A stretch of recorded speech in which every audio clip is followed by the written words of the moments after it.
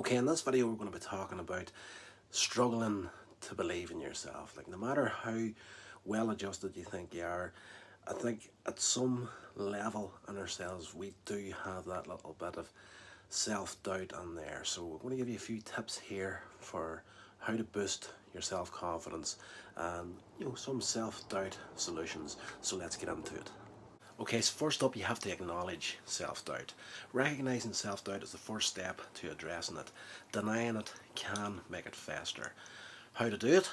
Write down or say aloud what you're doubting about yourself. For example, I'm not good enough for this job. This makes it tangible and less overwhelming. Naming your doubt like it's a character, for example, doubting Dave, this externalizes it, making it easier to challenge. Secondly, you have to reframe negative thoughts. Self-doubt often stems from distorted thinking patterns. Reframing shifts your perspective to a more balanced view. When you think to yourself, I'll fail, ask yourself, what's the evidence that I could succeed? Replace I'm not ready with I'm learning and I'm improving. Use the 3 C's method. Catch the negative thought, challenge the negative thought, and change that negative thought into a positive one. Number 3 is to celebrate small wins. Small achievements build momentum and prove that you're capable of countering your self-doubt. Track daily successes like completing a task or trying something new, then reflect on them weekly. Keep a win jar where you write down successes on slips of paper and read them when doubt starts to creep in again. Number 4 is to practice self-compassion. Being kind to yourself reduces the harshness of self-criticism, fostering more confidence. Talk to yourself as you would do to a friend. Instead of saying to yourself, I'm such a failure, say I'm doing my best and that's enough. Try the mirror exercise. Look at yourself and say, I'm worthy of belief and growth. Number 5 is to surround yourself with positivity. Your environment does indeed shape your mindset. Supportive people and content lift you up.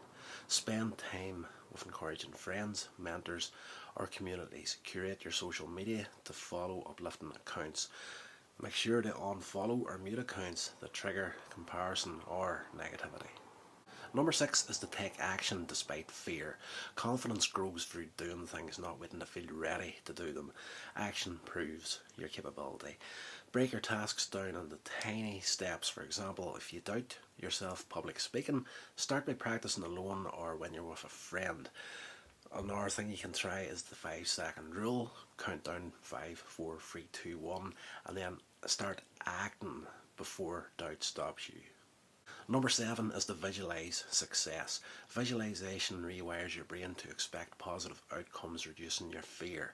Spend 2 to 3 minutes daily imagining yourself succeeding in a specific goal, feeling confident and proud.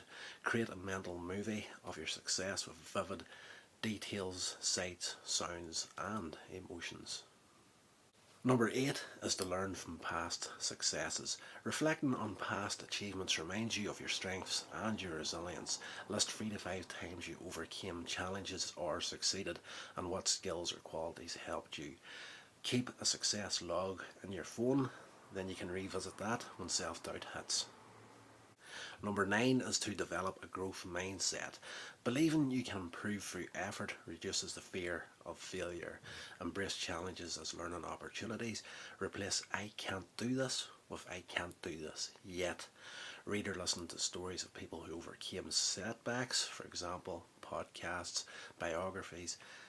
All that sort of stuff is good to get that motivation going. Number 10 is to limit comparison to others. Comparing yourself to others fuels self-doubt by focusing on what you lack. Focus on your own progress. If you're comparing, redirect your goals and strengths. When you catch yourself comparing yourself to other people, say their journey isn't mine. I'm on my own path. 11 is to build confidence through preparation. Confidence grows when you feel prepared and capable.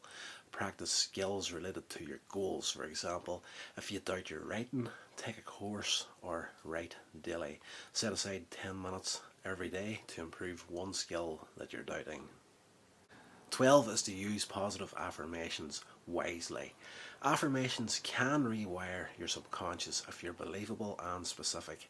Create affirmations based on evidence, like I'm capable of learning from challenges, instead of being very vague, saying something like I'm the best. Say affirmations aloud each morning for 30 days. That will start to build a habit. Number 13, and a rough one for a lot of us, is to seek feedback, not validation. Constructive feedback helps you improve, while seeking validation fuels doubt. Ask trusted people for specific advice, like how can I improve my presentation, rather than I was good. Frame feedback as a tool for growth, not a judgment of your worth. 14 is to practice physical confidence. Your body language influences your mind. Standing tall boosts self-confidence. Adopt a power pose. Shoulders back, head up for 2 minutes before a challenge. Move your body daily to release stress. Smile, even if forced. It triggers feel-good chemicals in your brain. Number 15 is another hard one for people, that is to accept imperfection. Perfectionism fuels self-doubt. Embracing good enough frees you to act. Set realistic standards.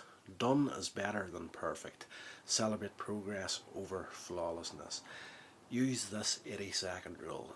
If something is 80% ready, go for it and refine it later. 16. Journal to process doubts. Writing clarifies thoughts and reveals patterns in your self-doubt. Spend 5 minutes daily writing about your doubts and counter them with evidence of your strengths. Use prompts like, what's one thing I did well today, or why am I capable of this? And 17. Seek professional support if needed. Persistent self-doubt reinforcements may signal deeper issues like anxiety or low self-esteem. Consider therapy, coaching or support groups to address underlying causes. Look for licensed therapists online or ask for recommendations from trusted people. Alright, so I'm sure this has been helpful for a lot of you guys out there, and I know that all this sort of stuff here is things that I have used in the past or I'm currently still using right now. These tips. Self-confidence is very rarely something that's natural in a lot of people, and it sounds strange to say that. Like, the most self-confident people you know may have only developed those characteristics in recent years. Myself, for example, I'm only really starting to get self-confident now, and I am 46 years old, and there's people who will tell you yet that there's moments where in the last couple of days I've even been questioning about why I use my self-deprecating humour as much as I do. Like, it's a real go-to for me whenever I'm having a conversation with somebody and there's a bit of a joke going on, there's a jokey atmosphere. I'm the guy that will crack a joke about myself before I'll crack a joke about other people. I think for me, in that aspect, it's because I grew up as the chubby kid that kind of got bullied quite a bit whenever I was a child, and even now that I'm starting to get more, I'm physically built better now than I ever have been. Like, I'm still slightly overweight at this point, but there's a few things that I want to do with myself, like tone a little bit more, get a bit more muscular in the upper arms and the chest and the stomach, that sort of thing. But other people looking at me these days is like, why do you want to do this sort of stuff? And it's the phantom fat thing for me, as that chubby child. Like, even looking in the mirror now, like, I'm not in the worst condition you've ever seen anybody in. There's not much saggy weight on me, but I just want to tone up ever so slightly. So when I look in the mirror, all I see most of the time is that fat chubby kid looking back at me. The whole phantom fat thing for someone that's lost weight is a real disaster, and that does fuel quite a bit of my self-doubt these days. But something you can work on. Like, these tips will definitely help you do it. For me, it's an ongoing process. One thing that I would add on to the end of this here is to not give away your self-doubts to anybody. If there is anything there, well, when I say don't give them away to anybody, I mean the people on the street or someone you might be working with on a project, whatever it may be. I've had that in the past too, where I've let a few self-doubts get out there and have people come back later and use it against me in an argument to try and make themselves feel a lot better. And I know he's watching this video right now, so how you doing, man? Yeah, if you're going to give those self-doubts away to anybody, again, like that last tip, if you're going to seek professional help, that's the place to do it. But whenever it comes to the normal people in your life, keep those self-doubts to yourself and work on them in the background. So, like, some people will figure them out, but definitely don't give yourself away with the self-doubts. Work on it daily. You will eventually start to get better. And one of those tips that was saying, shoulder back, heads up, that's something that I only really started to adopt in the last 3 to 5 years. I've noticed now when even walking into a room, if I'm out somewhere, like I'll go in somewhere and people will turn and look and see you coming because you've got that confident sort of stride, hands never in the pockets, shoulders back, head up.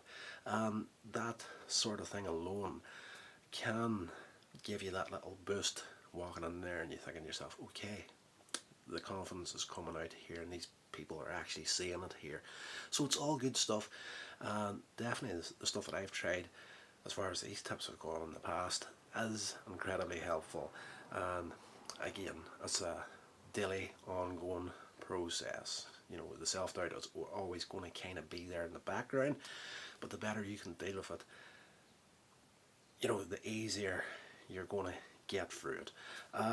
Yeah, I think that's going to do it for this video. Very swiftly. I think this is a swift one, but it is what it is.